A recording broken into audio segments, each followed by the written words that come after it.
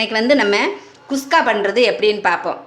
அதுக்கு தேவையானது ரெண்டு டம்ளர். இந்த டம்ளர்கிட்ட ஒரு 2 டம்ளரு பாசுமதி ரைஸ் எடுத்து 1/4 மணி நேரம் ஊற வச்சு எடுத்து வச்சுருக்கேன். அதுக்கு வந்து ஒரு தக்காளியை, கனிஞ்ச தக்காளியை கட் பண்ணி எடுத்திருக்கேன். 2 சில்லியை நேரம் இப்படி கீறி விட்டு எடுத்து வச்சுருக்கேன். ஒரு பெரிய வெங்காயத்தை நீல வாக்கில் இப்படி கட் பண்ணி எடுத்து வச்சுக்கோங்க. இது வந்து பட்டை, கிராம்பு கொஞ்சம் பவுடர் பண்ண, தயிர் ஒரு 3/4 கப்பு, இஞ்சி பூண்டு விழுது கொஞ்சம் 1 ஸ்பூன் அளவு. இது வந்து தேங்காய் பால் வந்து தேங்காய் பால். இது வந்து கொஞ்சம் மல்லிச்செடியும் புதினா இலையும் எடுத்து வச்சுருக்கேன் பேஸ்ட் பண்ணுறதுக்கு. வந்து 3 சில்லி, கொஞ்சம் முந்திரி, ஒரு 10 கிராம் முந்திரி, இதையும் தனியாக பேஸ்ட் பண்ணி எடுத்துக்கிடுவோம். தாளிக்கிறதுக்கு ஒரு இலை, 3 ஏலக்காய், 3 ஏலக்காயும் ஒரு இலை, அந்த இலையும் எடுத்து வச்சுருக்கேன். இவ்வளோ தான். இப்போ செய்கிறது வந்து எப்படின்னு பார்ப்போம். இப்போ வந்து கடாவை அடுப்பில் வச்சாச்சு, சூடாயிடுச்சு.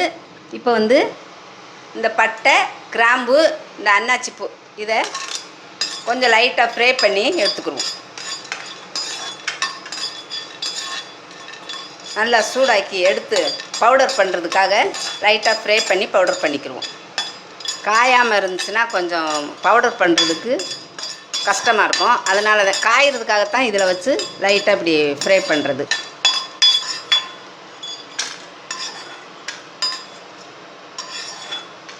லைட்டாக ஆற வச்சு பவுடர் பண்ணிக்கிடுவோம்.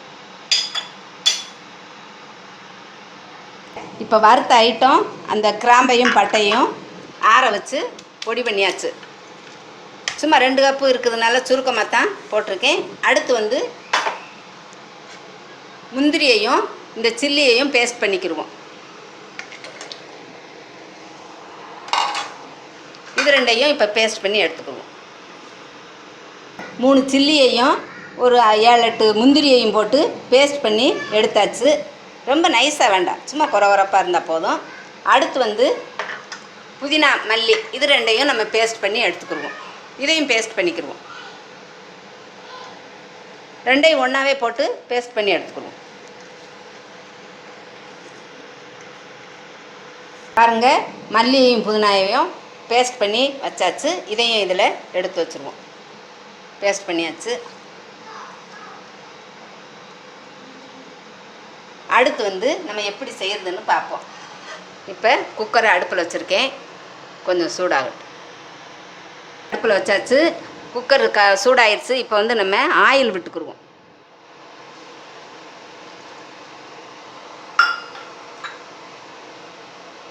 ஆயில் சூடாகட்டும் கொஞ்சம் நேரம். பாருங்க, ஆயில் வந்து ஹீட் ஆயிடுச்சு. இப்போ வந்து ஏலக்காய் ஒரு 3 ஏலக்காய் போடுறேன், உடச்சி போட்டிருக்கேன். 2 பிரியாணி இலை, 2 இலை போட்டிருக்கேன், பிரிஞ்ச இலை. அதுக்கப்புறம் ஆனியன் நீல வாக்கில் 1 கட் பண்ணி வச்சுருக்கோம்ல, அதை போடுங்க. பெரிய வெங்காயம் ஒரு வெங்காயத்தை நீல வாக்கில் கட் பண்ணி வச்சுருந்தேன். இது நல்லா கொஞ்சம் கோல்டன் கலர் வர்றது வரையிலும் கொஞ்சம் நேரம் ஃப்ரை பண்ணிக்கிட்டே இருங்க. கோல்டன் கலர் வரணும், அப்போ தான் நல்லாயிருக்கும் குஸ்கா.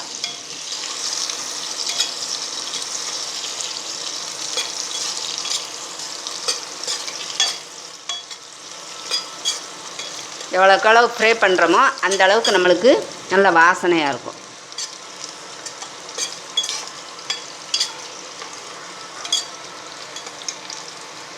ஆனியன் கொஞ்சம் நல்லா முருகலாக வந்துருச்சு.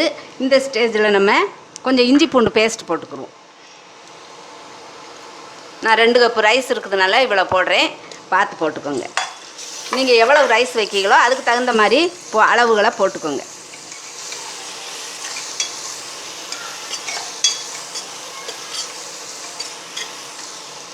நெக்ஸ்ட் வந்து சில்லி, முந்திரி பருப்பு ஆட்டி வச்சுருக்கோம்ல, அதை போடுவோம்.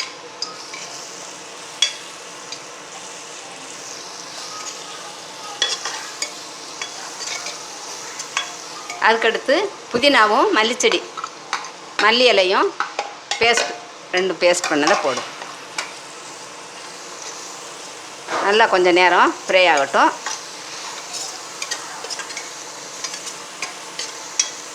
நெக்ஸ்ட் வந்து தக்காளியும் சில்லியும் வச்சுருக்கோம்ல, நீல வாக்கில் வெட்டி வச்சுருக்கேன் 2 சில்லியை, அதையும் தக்காளியும் போட்டு கொஞ்சம் நேரம் ஃப்ரை பண்ணிக்கிடுவோம்.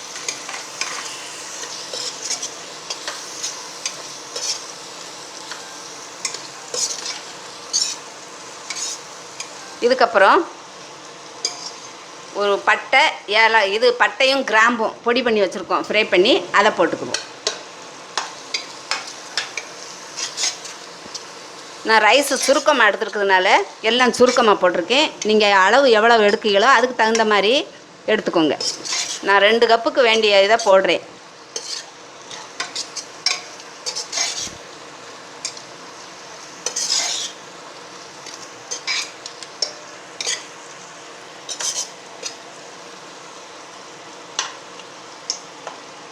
இதுக்கப்புறம் தயிரை விட்டுக்குருவோம்.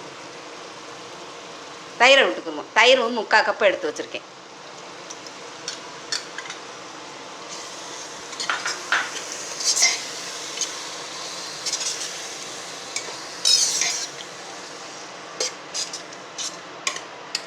கொஞ்சம் சால்ட்டு இதுக்கு உள்ள சால்ட்டை போட்டுக்குவோம்.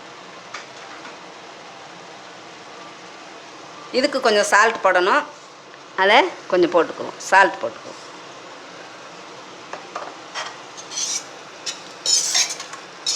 ரைஸ் போடும்போது அப்புறம் ரைஸுக்கு தனியாக சால்ட் போட்டுக்குவோம்.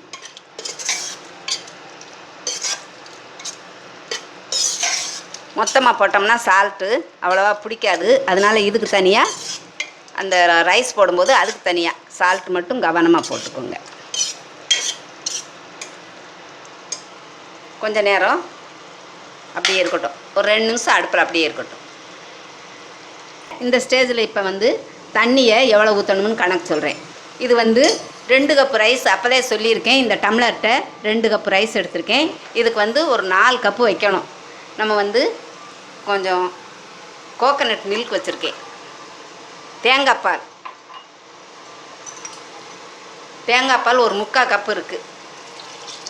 இதோட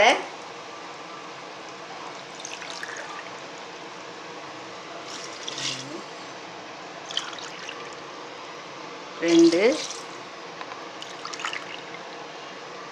3 கப்பு ஊற்றியிருக்கேன். தேங்காய் பால் ஒரு 3/4 கப்பு ஊற்றிருக்கேன். அது கொஞ்சம் ஒரு 1/4 கப்பு. அப்போ மொத்தம் 4 கப்பு. 4 cup water ஊற்றிருக்கு. தேங்காய் பாலோடு சேர்த்து 4 கப்பு வாட்ரு விட்டுருக்கேன்.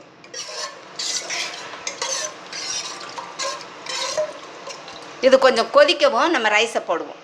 கொஞ்சம் கொதிக்கட்டும், ரைஸை போட்டு அதுக்கப்புறம் சால்ட் போடுவோம். நல்லா கொதிச்சிருச்சு. இந்த ஸ்டேஜில் நம்ம ரைஸை போட்டுருவோம். Basmati rice 2 cup. நீங்கள் என்ன ரைஸு வச்சுருக்கீங்களோ அதை போடுங்க. என்ன ரைஸும் போடலாம். நான் வீட்டில் கொஞ்சம் இருந்தது, அதை போடுறேன். வீட்டில் இருக்கிற ரைஸை கூட ஆக்கலாம். நான் பாஸ்மதி ரைஸ் வச்சுருந்தேன், அதை ஆக்குறேன். இப்போ சால்ட் போட்டுருவோம்.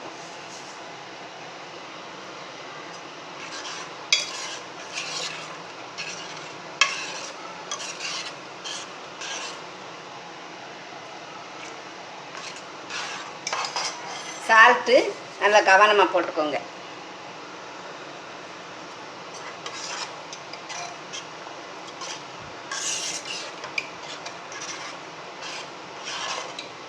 அதுக்கப்புறம் மூடி போட்டுருவோம்.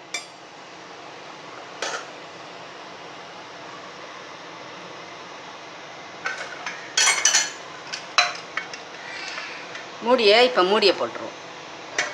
2 விசிலும் கொஞ்சம் 2 விசில் வந்த உடனே கொஞ்சம் சிம்மில் வச்சுருங்க. அது ஒரு 2 நிமிஷம் இருக்கட்டும். அதுக்கப்புறம் அடுப்பை ஆஃப் பண்ணிடுங்க. இப்போ இந்த விசில் வரப்போகுது. நாங்கள் அடுப்பை ஆஃப் பண்ணிடுவோம். கொஞ்சம் நேரம் 2 நிமிஷம் வச்சுருந்து அடுப்பை ஆஃப் பண்ணணும். சிம்மில் வச்சிடணும் 2 நிமிஷம் விசில் வந்ததுக்கப்புறம். நம்ம குக்கரை திறந்து பார்ப்போம்.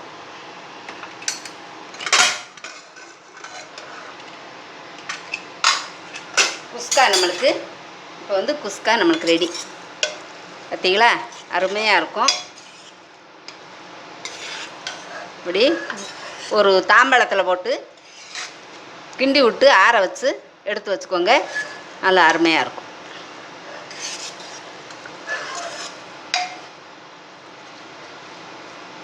இது நான் பாஸ்மதி ரைஸ் போட்டிருக்கேன். நீங்கள் வந்து சீரக சம்பா ரைஸ் போடலாம், அல்லது வீட்டில் என்ன ரைஸ் இருக்கோ அந்த ரைஸை வச்சு ஆக்கலாம், நல்லாயிருக்கும். நீங்கள் இதே மாதிரி ட்ரை பண்ணி பாருங்கள்.